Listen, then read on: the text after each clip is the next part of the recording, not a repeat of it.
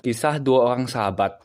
Suatu ketika, terdapat dua orang sahabat yang berasal dari keluarga terpelajar, dua biku dari Savatthi.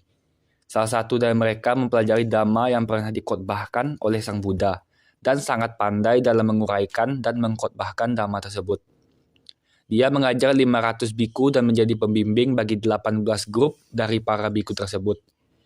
Biku lainnya berusaha keras, tekun, dan sangat rajin dalam bermeditasi, sehingga ia mencapai tingkat kesucian arahat dengan memiliki pandangan terang analitis.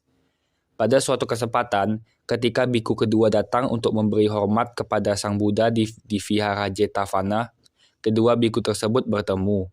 Biku ahli Dhamma tidak mengetahui bahwa biku sahabatnya telah menjadi seorang arahat. Dia memandang rendah biku kedua tersebut.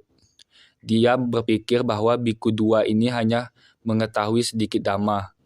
Maka dia berpikir akan mengajukan pertanyaan kepada sahabatnya, bahkan ingin membuat malu. Sang Buddha mengetahui tentang maksud tidak baik itu.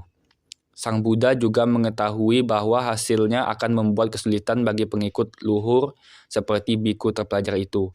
Dia akan terlahir kembali di alam kehidupan yang lebih rendah. Dengan landasi kasih sayang, Sang Buddha mengunjungi kedua biku tersebut untuk mencegah sang pelajar bertanya kepada biku sahabatnya. Sang Buddha sendiri bertanya perihal penunggalan kesadaran, jana, dan jalan kesucian, magga, kepada guru Dhamma. Tetapi dia tidak dapat menjawab karena dia tidak mempraktekkan apa yang telah dia ajarkan.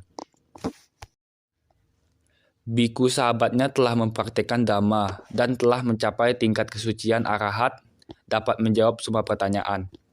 Sang Buddha memuji biku yang telah dipraktekkan Dhamma Vipassaka, tetapi tidak satu kata pujian pun yang diucapkan oleh beliau untuk seorang yang terbelajar. Murid-murid yang berada di tempat itu tidak mengerti mengapa Sang Buddha memuji biku tua dan tidak memuji kepada guru yang telah mengajari mereka. Karena itu, Sang Buddha menjelaskan permasalahan kepada mereka. Pelajar yang banyak belajar tetapi tidak mempraktekkannya sesuai Dhamma adalah seperti pengembala sapi yang menjaga sapi-sapi untuk memperoleh upah. Sedangkan seseorang yang mempraktekkan sesuai Dhamma adalah seperti pemilik yang menikmati 5 manfaat dari hasil pemeliharaan sapi-sapi tersebut. Jadi, orang yang terpelajar hanya menikmati pelayanan yang diberikan oleh murid-muridnya, bukan manfaat dari jalan dan hasil kesucian, mangga pahala. Biku lainnya berpikir dia mengetahui sedikit dan hanya bisa sedikit dalam menguraikan Dhamma, telah memahami dengan jelas inti dari Dhamma dan telah mempraktekannya dengan tekun dan penuh semangat, adalah seseorang yang berkelakuan sesuai Dhamma, yang telah menghancurkan nafsu indera, kebencian, dan tidak ketahuan.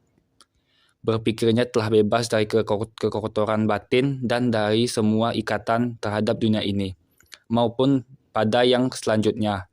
Ia benar-benar memperoleh manfaat dari jalan dan hasil kesucian. Kemudian Sang Buddha membabarkan syair 19 dan 20 berikut ini. Biarpun seseorang banyak membaca kitab suci, tetapi tidak berbuat sesuai ajaran, maka orang lengah itu sama seperti gembala sapi yang menghitung sapi milik orang lain. Ia tak akan memperoleh manfaat kehidupan suci. Biarpun seseorang sedikit membaca kitab suci, tetapi berbuat sesuai dengan ajaran, menyingkirkan nafsu indera, kebencian, dan ketidaktahuan, memiliki pengetahuan benar dan batin yang bebas dari nafsu, tidak melekat pada apapun, baik di sini maupun di sana, maka ia akan memperoleh manfaat kehidupan suci.